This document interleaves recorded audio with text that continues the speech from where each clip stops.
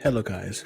Um, this is a video I like to make every year since I started doing YouTube about a very sad time in my life, very tragic day in my life.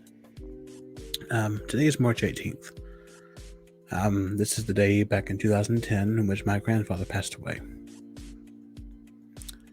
Um, my grandfather was, for the longest time, and technically really still is, like a father to me. My father was never always in my life and was not in my life for the longest time, from the time I was 3 until I was 7, when he started coming around sporadically. But I lived with my grandparents from the time I was 5 up until I was 18. My grandfather passed away just before my 15th birthday, but I stuck around with my grandmother for a few more years to look after her, even though that led to events that went over in a storytime video. But my grandfather and me had a very special bond, a bond that I cannot replace, which is why I would say that since his death, I'll never get over it.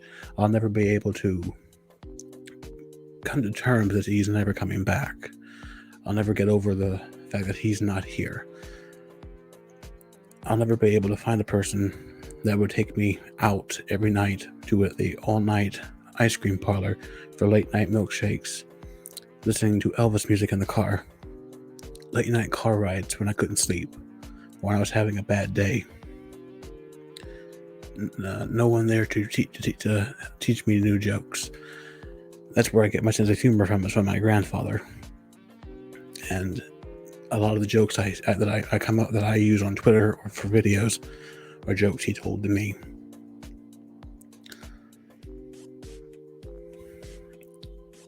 It's never easy to lose someone you love, especially when that person and you has such a tight bond. I was a mess at his funeral back in 2010. It was a train wreck for me. He was like the glue that held this family together, and when he died, I was forced into that position to help keep the family together when I didn't know how. And this is what actually started my spiral into depression, a spiral that I'm still in to this day.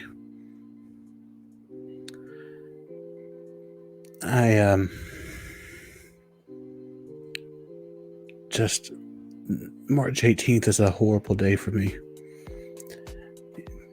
More often than not, I'm never in town on March 18th.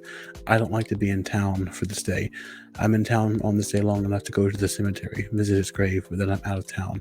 I go someplace else to spend the entire day.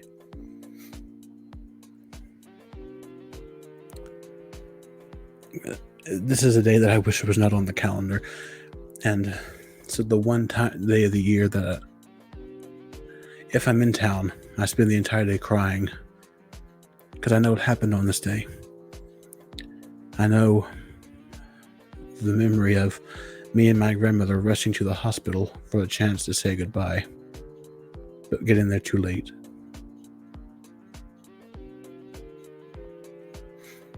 He spent 3 weeks in the hospital, 14 of those days in a coma.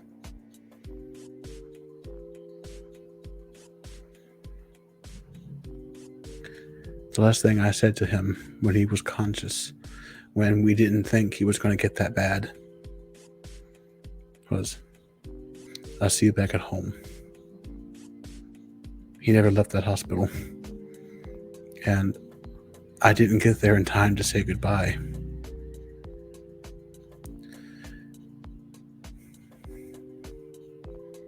And I think that's something that's just been eating at me since that happened all those years ago. I never got to tell him goodbye. I never got to tell him I loved him before he died, because he'd been in the hospital so many times over the years that I thought that he would come back home like he always had.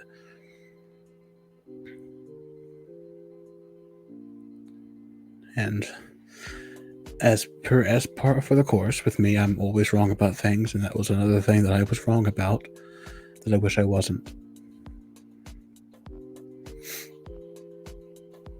And everything I do nowadays is for him, because he had high hopes for me from when I grew up. He knew I was creative, imaginative. He always said that I could either make it as a writer, an actor, or even a comedian. Because just like him, I like to tell a good joke. I could make up a very good story. And I like to play characters.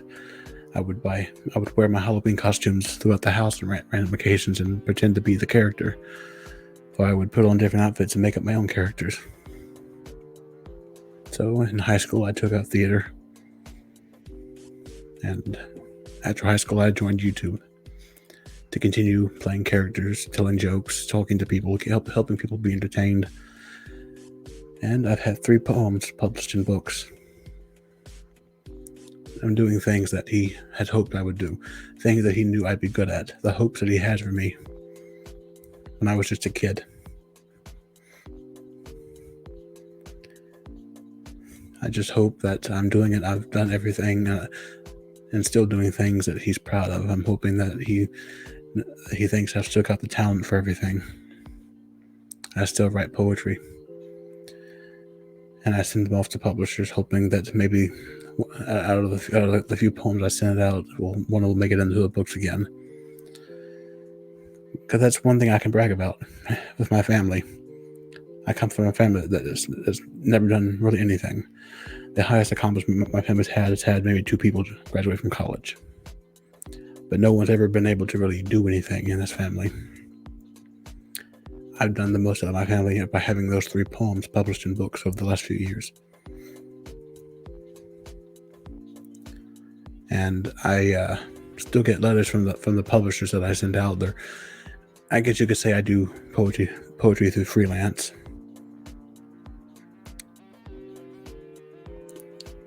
I just hope that I've been able to make him proud over these years. I just hope that he knows that I still miss him, I still love him, and I'll never forget him.